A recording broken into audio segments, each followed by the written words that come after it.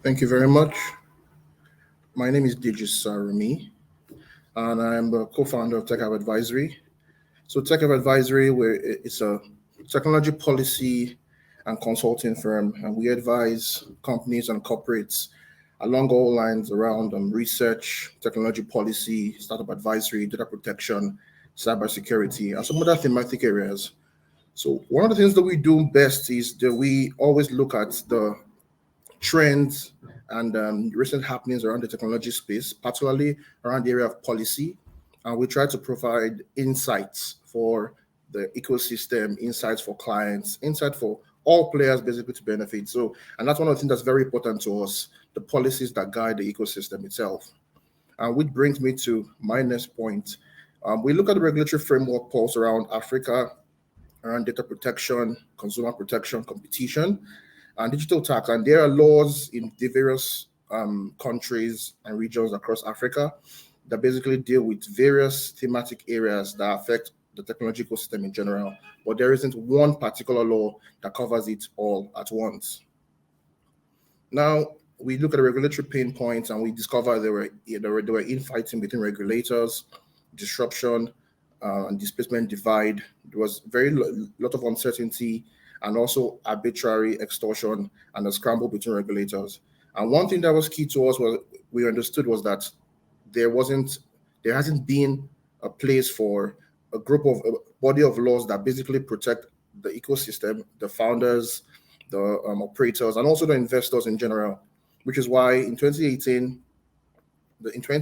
Tunisia led the way by first of all bringing out its framework for businesses to grow, particularly in the startup ecosystem.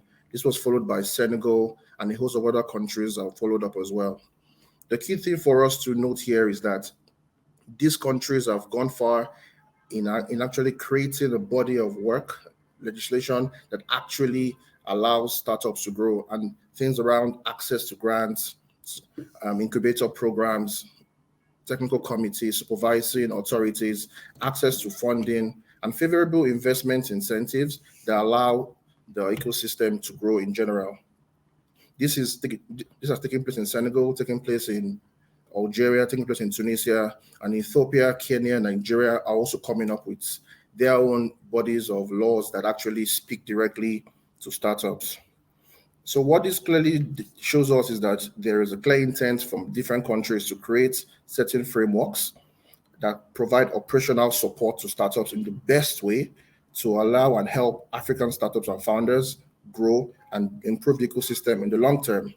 We also found that there are various countries also such as DRC, Ghana, Ivory Coast, Rwanda, South Africa, and a host of others that are also considering various stages of their deals.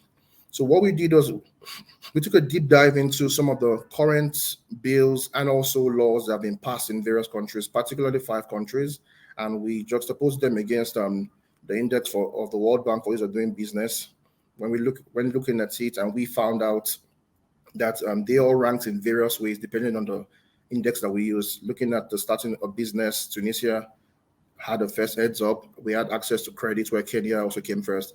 But what we were basically looking at was understanding how easy it is to operate in these jurisdictions and how easy it would be for an investor to invest in such companies in those areas. So when we juxtaposed it with the World Bank Index for doing ease of the doing business, which all these five countries laws and acts or bills also contain, this was the ranking that we generally came up with to make it easy for people to understand what it is we were talking about. And another interesting thing to note is that each of these bills or laws have various differences in terms of either the scope of governance or the labeling, but they also have very good similarities. And one of those similarities that we found was they all try to create favorable investment measures, both for startups and also for the investors as well. There was also tax relief in all the bills as well, trying to ensure that the startups have favorable tax regimes that help them grow and give them also access to programs as well. One of the key things we noticed was that there was a labeling of startups and labeling for startups, giving certain conditions for companies to be called startups, and this allowed them fall under this particular legislation and give them access to various benefits that we see here now today. Another thing that was very important was capacity building measures that we saw we saw or are seeing in the Nigerian Startup Act, for example, and also in the Senegal Act as well. Then we also saw various incubator programs that are available both in Senegal and also in Algeria. Furthermore, we also saw the creation of supervisory authorities that basically deal with these matters in and of themselves to ensure some form of independence. Now, this isn't the case across board, but we did find that in certain countries like Nigeria and also in Ethiopia as well. And the most important thing here for us now was comparing to look at the different subject matters in terms of accountability, governance, incentives. So we decided to do a comparison table, right? And this wasn't done with the intention of favoring any country over the other, but basically looking at the details as they were and ensuring that we put a holistic picture of where they are at this time today. Now, at this current stage, it's Tunisia, Senegal, and Algeria that have these laws implemented or proclamations implemented, while Kenya, Ethiopia, Nigeria are still in the process of formalizing this process as well. So we looked at extraterritorial application, and we based on what you see on the screen now, you can find that a lot of countries are targeted towards ensuring that there's ease of doing business. They're also targeted towards tax relief and also giving guarantees to obtain credits and also creating government support, whether monetary or otherwise. And this is an indication of the path this particular the bills are taking. And the reason for this, we do understand that these bills in themselves will not be the ultimate solution, but we know that they are the starting point, because what we need and what we keep on advocating for is we need balanced policies. We don't need. I tell people we don't need to have friendly policies, but we need balanced policies that level the field and ensure that all the players, both investors, operators, and founders, have a level playing ground to operate and grow and thrive in general. So this was what we put together, and we looked at the supervisory authorities, implementation of capacity building, and also of sanctions. It is good to know that some countries don't consider sanctions in there because they feel that could be a bit restrictive. But the general point we saw was that the reasons for the sanctions was for startups that do fail or contravene any particular category of restrictions put in place or conditions put in place to ensure that they are called startups. One very interesting thing that we found in Tunisia, for example, was the right to a paid vacation for employees to take a year off to basically try to build a fledgling establishment. We found out to be pretty unique, pretty cool. And we do hope that other countries across Africa would also adopt such unique incentives to give people the room to grow. Because I do believe that having some form of backup plan in terms of allowing young people or employees basically go out there to grow businesses will help the economy at the end of the day. And another thing that struck us was in some countries there was lack of incubation programs, though Kenya and Nigeria did provide for that. And I think it's important that we begin to have these incubation programs, because that's the only way we can ferment or cement ideas that are the idea stage and be able to grow it into a real budding business. So this comparison table basically shows the highlights and the comparisons subject matters of the 5 bills or laws that are already in progress. But we do believe that before the year is over and in the coming years, other countries will definitely also get on board and also begin to push for a legislation targeted particularly towards startups. I think that's about it for me now.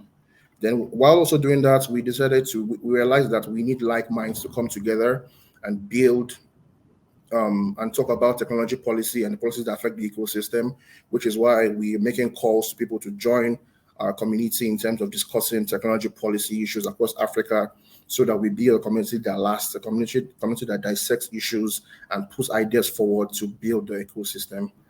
I think that's it from me now, and I would like to introduce the panel session that we're going into next now.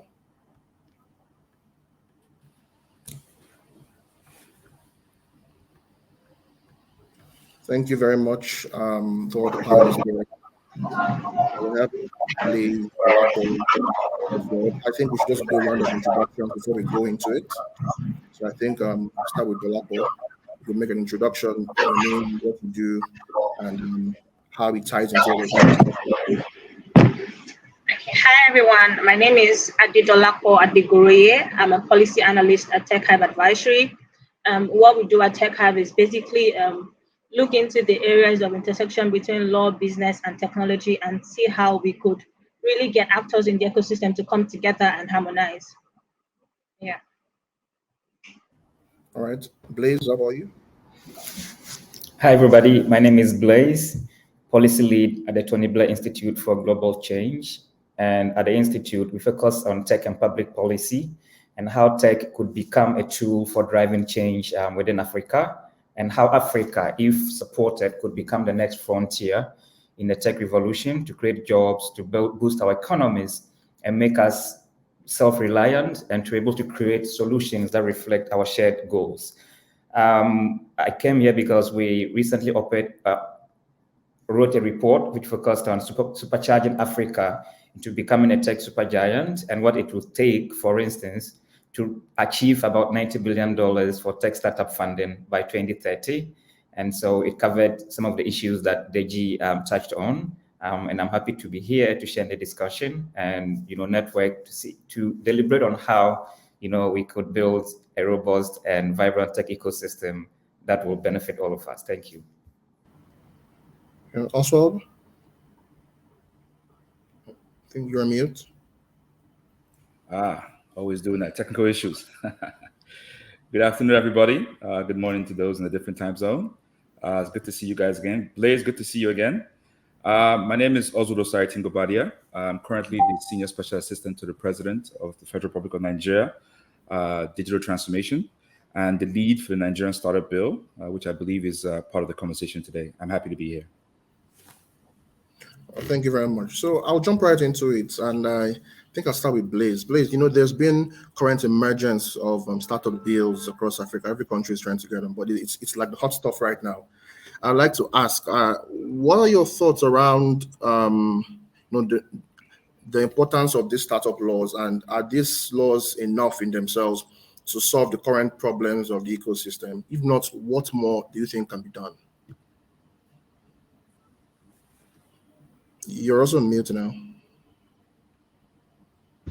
And as you said, recently, we've seen the wave of adoption of startup acts, and I think close to 35 African countries are in the process of either drafting, passing, or have passed a startup act, which is a good step in the right direction, which means that policymakers like Oswald recognize the importance of policy in supporting tech ecosystems and building young and tech startups.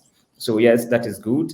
And the good thing with tech startup acts is that they define a framework and provide more like a focus for governments and progressive leaders that want to make change in their economies through tech. So it provides a framework also to define how best government can assist tech startups and provide the support that they need. We've seen a case where they operate, more like in silos and disjointed. Startup founders are not talking with policymakers, and sometimes even policymakers themselves are not engaging with each other. But with startup acts, they define the framework and set out the ground rules based on which all other stakeholders within the ecosystem, especially within government, can come on board to support the process. And later, as we dive into the Nigerian case, we'll see clear examples of that. But that is one angle. And so it also sets the framework to bring on board the private sector. And we've seen that in Tunisia, where Smart Africa, Smart Capital, I should say, was a key player in partnering the government to set up a fund that supports tech startups and also supports VCs as well.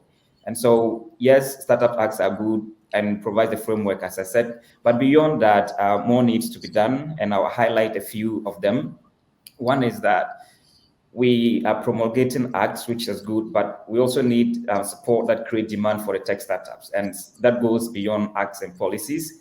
And this is more like government's willingness to support tech startups and give them procurement contracts that would help them build their capacity and also make the tech private sector become partners in the development process. So that's one area I think beyond the acts and laws that governments can also do, bring on board tech private sector, especially tech startups, to provide some of the solutions that governments or in some of the contracts that governments are rolling out. And then we build the capacity of the local tech startups. And from there, the ecosystem grows.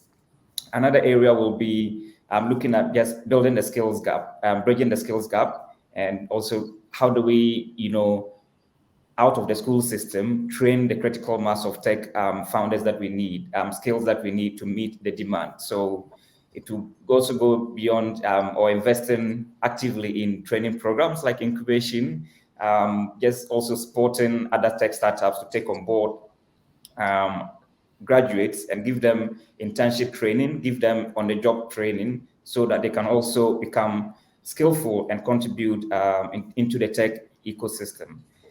Lastly, we should also be looking at democratizing the process. The bill would set a path, but also that how do we make access to tech skills and infrastructure universal? So things like internet access should become core in the process. So the acts are good. Maybe some of the acts may have touched briefly on that, but we need to expand internet access and make it like available to everybody, accessible, and also cheap as well, so that tech startups can have, all the tools they need to innovate. And as you know, internet access is key, both in urban and rural areas. So we see in a case where internet access is largely to the urban areas in most African countries.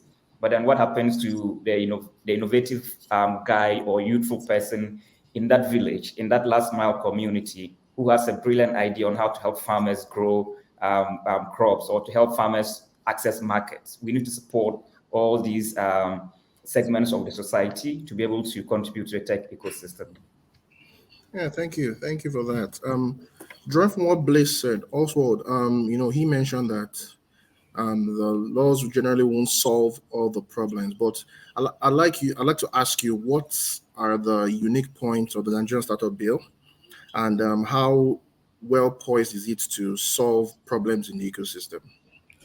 So Blaise said a lot of fantastic things. One of the key things that he hit on was the idea of the guy in the village.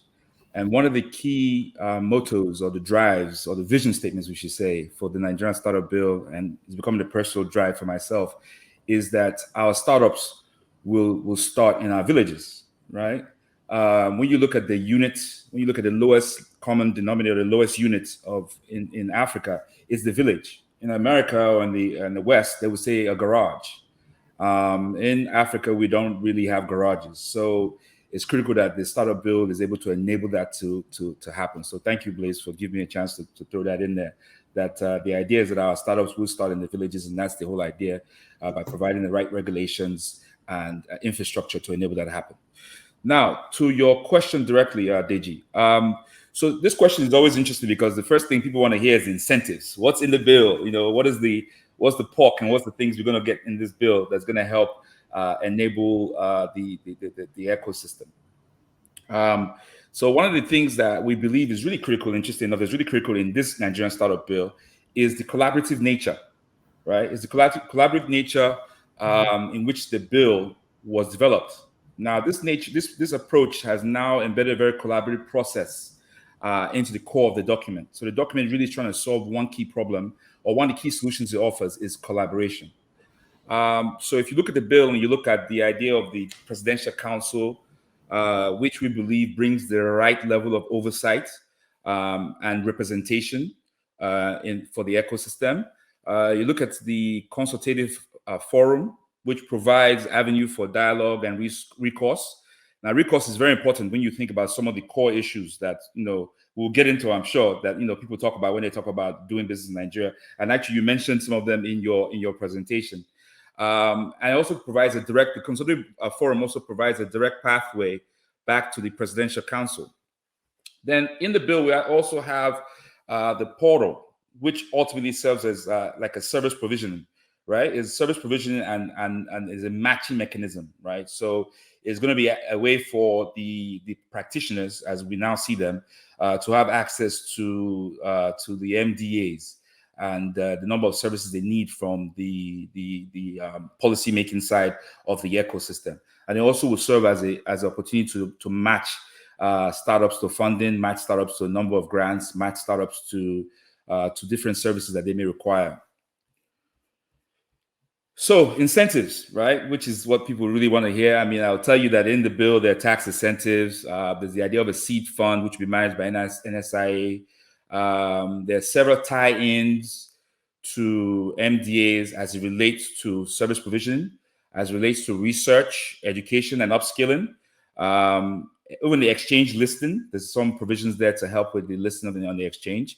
Supporting of hubs, and of course procurement, which was mentioned by Blaise a few seconds ago. I was nodding when he said that, and grants. I mean, it's really critical that startups that are able or capable of delivering to the government should have access to those projects as well. It's a good way to build their economy. So ultimately, we go back to going back to your question again when you say unique problems in Nigeria tech ecosystem, right? When you ask this question to an entrepreneur, you're going to hear things like regulations, lack of information parity, resource and skills gap, infrastructure as an issue, and funding, right? And that's just to name a few. I'm sure that there are a bunch more that we can put our hands on. We believe the bill addresses all of them head on, right? But if you know anything, about developing this document, which is a bill, it's really just paper. Right, as I'm learning, right, this living document, two things become very, very, very critical in the process. The first one being continued engagement, right? So the bill sees that gap. When we say collaboration, is really engagement and increasing engagement that we're speaking to. So the bill sees that problem.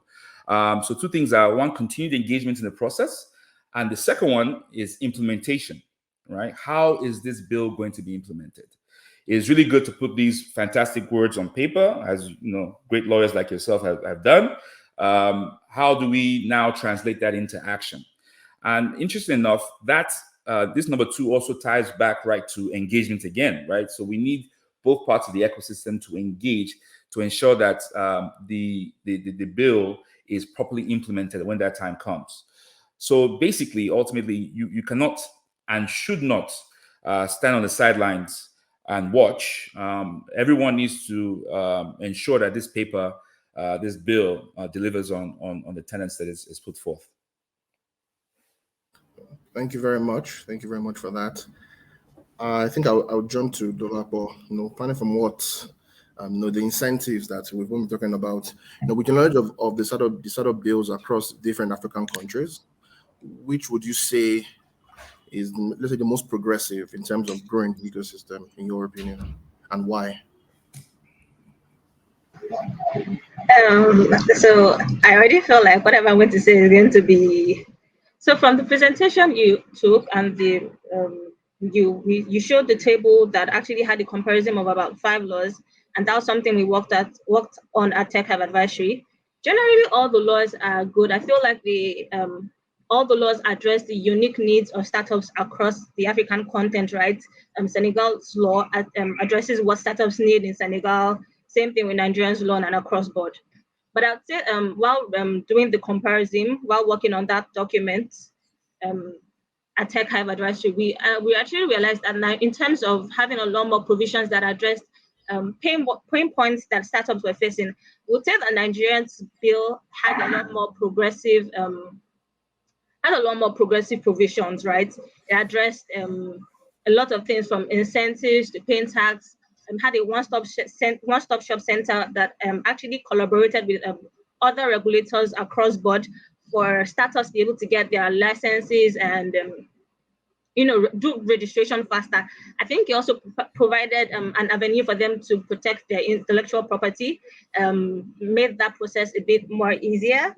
Another thing that is really important in the Nigerian startup bill is the capacity building projects. It intends to really set up for startups, right? So I think the Nigerian bill definitely has, it's very progressive, and this is never because I'm Nigerian, but then yeah, it's holistically covers a lot more ground than other laws. But then you also want to look at the comparison we did. So at Tech Hive, like Deji showed in his presentation, we used the World Bank's data on ease of doing business to actually rank the laws based on specific things they address. So we looked at it from the aspect of assessing credit, cost of setup, enforcing contracts, right? And we tried to see which country was doing better in which regard. In that regard, we realized that Kenya and Tunisia was taking a lot of was really doing well. I'll use assessing credit for example. For instance, Kenya actually takes, when we rank the 5 countries together, Kenya, Nigeria, Senegal, Tunisia, and Ethiopia, we realized that Kenya was taking the lead in assessing credit, while Tunisia and Ethiopia was coming after.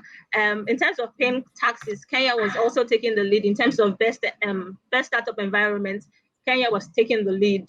In terms of enforcing contracts, Ethiopia and Nigeria were taking the lead. So you actually see that all the startups are actually, they are unique in their own way. They're all doing well. I believe they address the unique problems that each startup in each country faces, but I would say Nigeria. All right, we'll say it's not because you're Nigerian, but Blaise, turning from what Dolapo said, right? We have all these fantastic laws. What would you think is a good metrics to, or good method to rank or to track their success? We've had Tunisia for a while, we've had Senegal for a while. For example, when we do pass the Nigerian startup bill, and when the Kenyan startup bill also passes, how best do you think it would be to actually track the progress or the success in terms of implementation itself? Yeah, thank you. I'll take it from 3 angles. One is that we should focus on quality and not quantity. So how do we get high quality tech startups with extended lifespan? So the average tech startup in Africa, or from my experience, would usually have 6 months to 1 year, maximum 1.5. If you don't raise money, then you are out, right? So all the good things that Oswald mentioned, the incentives, all the support for up to 10 years, we need to be able to begin to see the impact in terms of the startups that we churn out, high quality tech startups that are solving sectoral problems. So something that I also felt the acts could have is, are we focusing on a particular sector? Is the Nigerian startup looking at all sectors, or maybe there's a focus on ag-tech, on health, e-commerce and logistics? But if we are able to, after the implementation of a policy, you're able to see this trend, then that is good. Following from the high quality tech startups will be the number of jobs that are created. I'm sure Oswald will also agree, and many other policymakers, that they want to use tech as an avenue to drive change, create jobs in the economy, and solve the unemployment problem across Africa. So if you have high quality tech startups that are creating direct jobs, that will be an immediate measure. For the indirect jobs, you may not be able to quantify, but to immediately see the impact, let's also focus on the direct jobs that is coming in. And with jobs, you could also tie in revenues, right? So if the government, after supporting all these startups that are creating jobs, solving real world problems in our economies, how much revenues are we getting, right? In Kenya, as she said, it is easier to pay taxes. If we make it easier for startups to pay their taxes, file their taxes, and not have to go through so much pain, then we can say we are making progress with the act. So that could be another way to track it. And the last one I would say is, which is also obvious, is the investment flows. So after all these, how many of these companies progress into growth stage companies and raise money? So go through the stage of the cheaper cash, the M-Pharma, the flutter wave to becoming like unicorns. So we need to also track that process. And once we have that, it shouldn't end with the support, right? The environment should make it possible for them to raise subsequent funding later in the stage. And the example of Tunisia is good, where they have the innovation fund, and also which is supporting investors and startups in the process. So this will be my initial thoughts on how to measure the success of a startup act. And I think also Senegal last year saw like a huge jump in tech startup funding, which most people are attributing to the successful implementation of the Startup Act. So You could see how Senegal came from like zero, almost like insignificant amount, to becoming a key player. So for me, that would also be a way to measure the success of a tech startup for most African countries. So these are my 3 key areas to look at. Yeah, but Blaise, if I may ask, they say that Africans were resilient, right? And even in some certain countries, I won't mention names, right? We have seen a lot of investment in them, and they don't have acts. So, how is that really is that a viable metric to use to track it if they are already finding ways? That's the startups are finding ways to get investment from African VCs and global VCs as well. Would that really be an accurate way if already there's a large record year on year? We have a record-breaking funding in Africa. Would that really be a good metric to use to judge the success of the bill? So, good point you mentioned about the increase in investment, even in countries that don't have acts. But then the question we should ask is like, which are those countries? We see Nigeria, which also has enjoys the economies of scale. If you look at Egypt, the same way. But what are we saying for the smaller economies that have to be intentional in the process? So it should be by design that governments want to achieve this, and this is what we want to do. The free market, of course, you would always have market dynamics. Money will go to where there is demand. So if I am an investor and I see that Nigeria has a huge market which I can tap into, whether they have an act or not, I'll put in the money. I'll put into many startups, and I'm betting on one to be successful where I'll recoup my investments. But what are we saying about the Benin, the Togo, the other, neglected regions? We need to move the continent along, right? And that's why we need all these the acts to create a unified goal and strategies to make it easy for, if let's even say a startup from Benin that wants to access the Nigerian market, the act may give the person some incentives. I know it's solely for Nigerians, but if they find a Nigerian founder who has some significant shares, which the act takes care of, they can access the Nigerian market and then be able to grow and expand, right? They also create jobs in Benin, which will solve that economy. So let's look at it holistically, how the acts make it easier for even the countries to become interoperable, for businesses to move across the region and scale across. So that is what we should be looking at, instead of saying maybe South Africa, the likes of Nigeria, I think Egypt and Kenya are attracting funding even if when they don't have startup acts. But really, by and large, we need the acts to create that synergy and make us grow together. And so that it should be by design, not by choice. So I would say, yes, that's what we should be aiming for. And even if you agree with me, in Nigeria, there's even more potential than probably we are seeing. And the act will even, make it greater, open up the opportunities for many more people to contribute to this growth process. And maybe Nigeria could become comparable to some of the renowned economies with the passage of the act, in becoming a tech giant or a startup giant. So maybe, yes, we are, but we are below what our potential is. And I think the acts will create that, critical action for, holistic growth. Yeah, that's good. So Oswald, do you have something to add? Yeah, so I think what Blaise has nailed it. But one thing you have to think about an act is that it creates the playing field, right?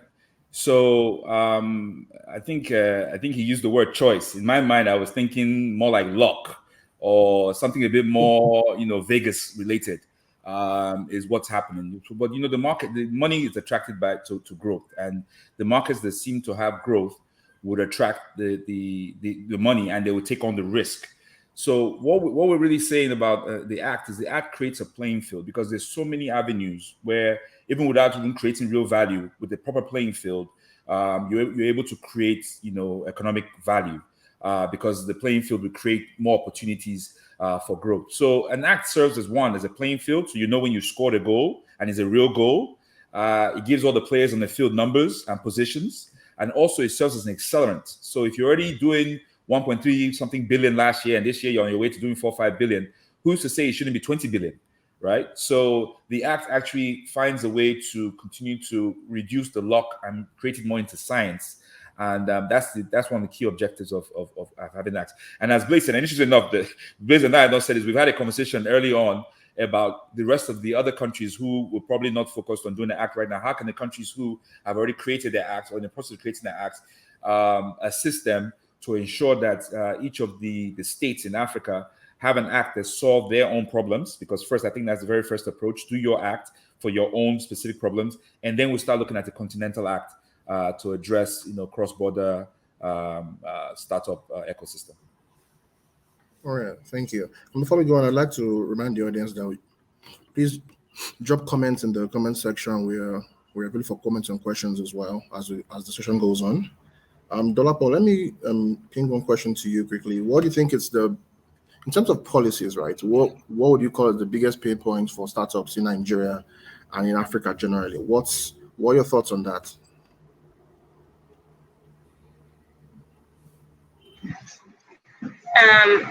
The first thing that I would say would come to mind is regulatory uncertainty and timelines, right? Talking about regulatory uncertainty, nobody wants to invest money where there is no certainty, and nobody wants to invest money where they're scared that the next day a regulator is going to wake up one day and give an arbitrary law that actually makes their investment go to waste, right?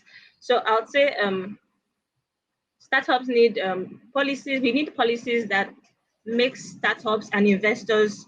We need policies and startups that actually encourages investors, that make them know that, there's actually an ecosystem that works, an ecosystem that relates with one another. The investors, startups, the regulators, they're all working hand in hand. No startup is shocked about a law. They're actually involved in the legislative making process.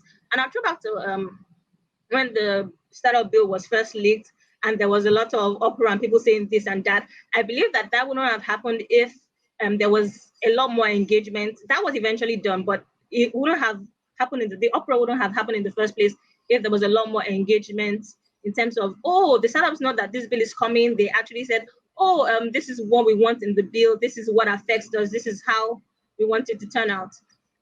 Also looking at timelines, right? The startup bill, Nigeria startup bill is actually good. It addresses a lot of things, but I think there's a lot more to be done in terms of implementation. And I'll give 2 examples on that.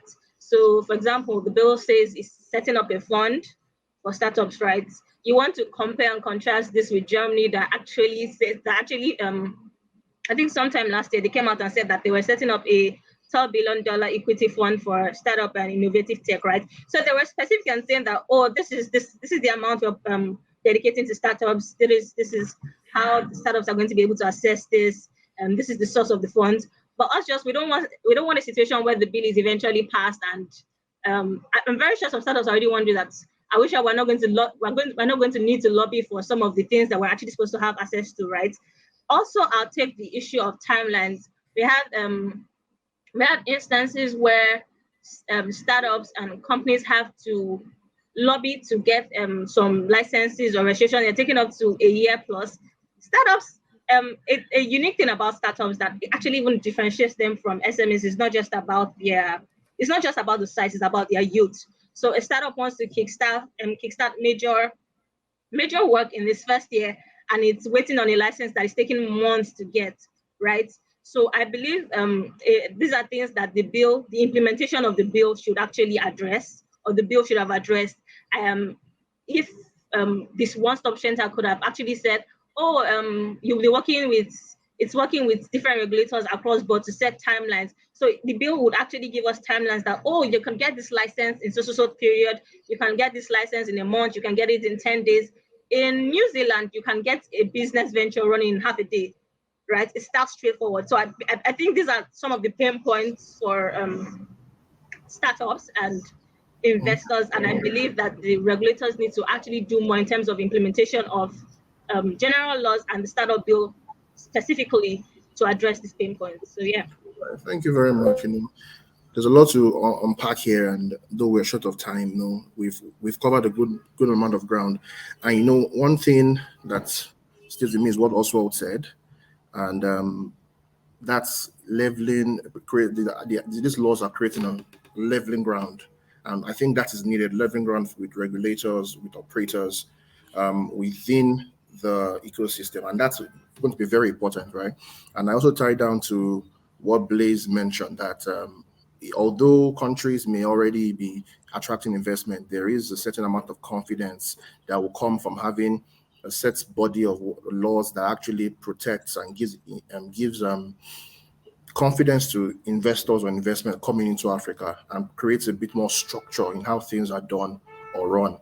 I know we're almost out of time, right? But I think one thing that stood to me more again is we have a call to action, and our call to action here is to actually follow through in terms of both the passage of a bill, follow up with our legislatures, and also continue to spread the gospel around the continent as to why startup bills are important, why they are necessary, and why they would create a lot of confidence and good things for the operators in the ecosystem at large.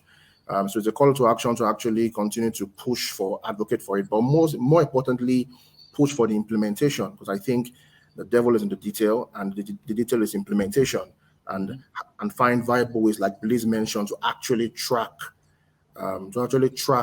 the implementation of these particular policies or bills and laws or proclamations, whichever name they are called across the continent, to ensure that they're actually for the good of the ecosystem.